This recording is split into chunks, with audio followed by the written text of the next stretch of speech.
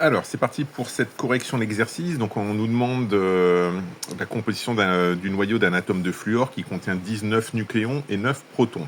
Combien possède-t-il de neutrons dans son noyau? Alors, on va repartir bien entendu avec cette notation X à Z. Je vous rappelle, X c'est le symbole, Z le nombre de protons, donc de charge plus, et A c'est le nombre de nucléons, à ne pas confondre avec le nombre de neutrons. Je vous rappelle, dans les nucléons, il y a à la fois les neutrons et les protons.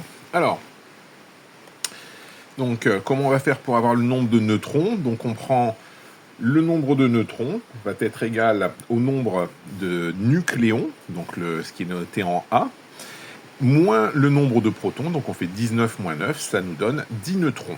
Donc celui-ci, il était facile. On continue. Composition d'un atome. Le noyau d'un atome d'aluminium a pour notation symbolique 2713 Al. Écrire la composition de cet atome. Donc, qu'est-ce qu'on peut dire? Déjà, il possède 27 nucléons, vu que le A vaut 27. Donc, bien entendu, le A, c'est toujours par rapport à cette représentation ici, X à Z. Ensuite, qu'est-ce que je peux dire d'autre? Je peux dire qu'il y a 13 protons, puisque le numéro atomique Z vaut 13. Je vais pouvoir en déduire le nombre de neutrons. On va faire nombre de nucléons moins nombre de protons, donc 27 moins 13. On tombe sur 14 neutrons. Et toute dernière chose qu'on va pouvoir donner, c'est le nombre d'électrons.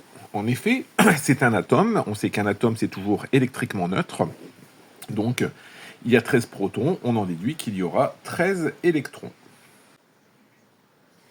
Écrire la formule du solide ionique composé par les ions Al3+, et SO4-. Alors, tout d'abord, on sait que les ions Al3+, ils vont nous amener 3 charges positives. Alors, quelle est la tête de l'ion SO4-? Eh bien, comme son nom l'indique, alors ça se prononce comme ça, SO4-.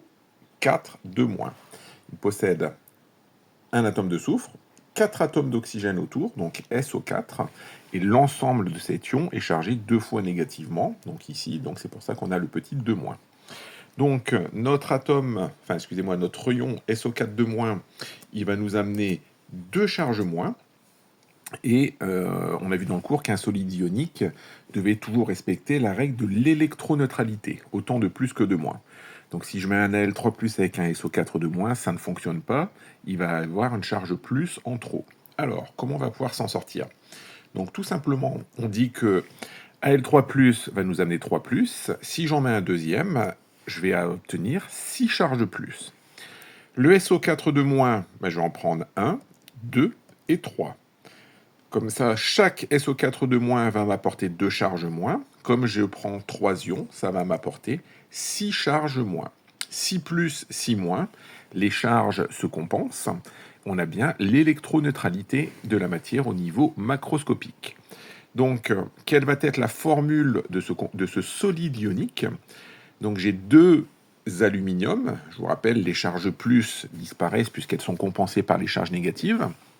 Donc j'écris Al2 avec le petit 2 en bas à droite. Et je vais avoir 3 ions sulfate, les ions SO4. Donc je vais écrire entre parenthèses SO4. Et pourquoi je les mets entre parenthèses? Parce que je prends 3 blocs de sulfate.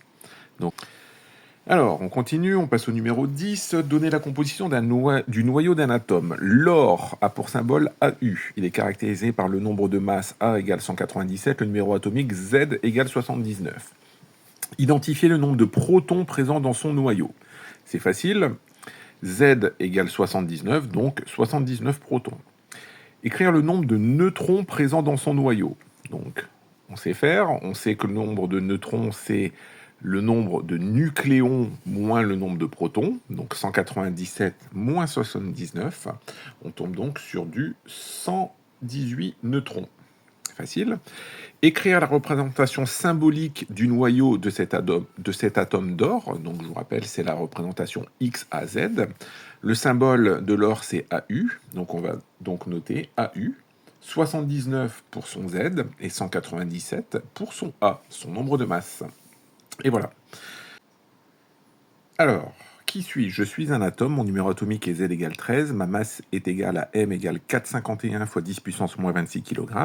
Premièrement, calculer le nombre de nucléons présents dans mon noyau. Alors, petite analogie, on va prendre un sac qui pèse 240 grammes. À l'intérieur de ce sac, j'ai mis des pierres qui pèsent chacune 20 grammes. Et on va me demander combien y a-t-il de pierres à l'intérieur de ce sac. Je vous laisse quelques instants, vous pouvez faire pause. Voilà, donc comment on a fait? On va faire 240 grammes divisé par la masse d'une seule pierre, 20 grammes, et donc on va tomber sur 12 pierres. De la même façon, je connais la masse de mon atome, 451 fois 10 puissance moins 26. Je sais que les électrons, leur masse est négligeable. Je vous rappelle, la masse d'un électron est 2000 fois plus faible que celle d'un nucléon. Donc, je considère qu'à l'intérieur de cet atome, il n'y a que des nucléons qui vont apporter la masse. Pour savoir combien il y en a, je vais faire le même raisonnement. Le nombre de nucléons, ça va être la masse de mon atome au total, divisé par la masse d'un nucléon. Je connais la masse de mon atome, 451 10-26. Je connais la masse de mon nucléon, 1,67 10-27. Je fais la division et je tombe sur 27 nucléons. On me demande quel est son symbole. Donc il suffit d'aller le voir dans le tableau des éléments, qu'on appelle aussi classification de Mendeleïev. Et l'élément qui a un numéro atomique Z égale 13 est l'aluminium. Donc le symbole sera Al, car Z égale 13 pour l'aluminium. Voilà, c'est terminé pour aujourd'hui.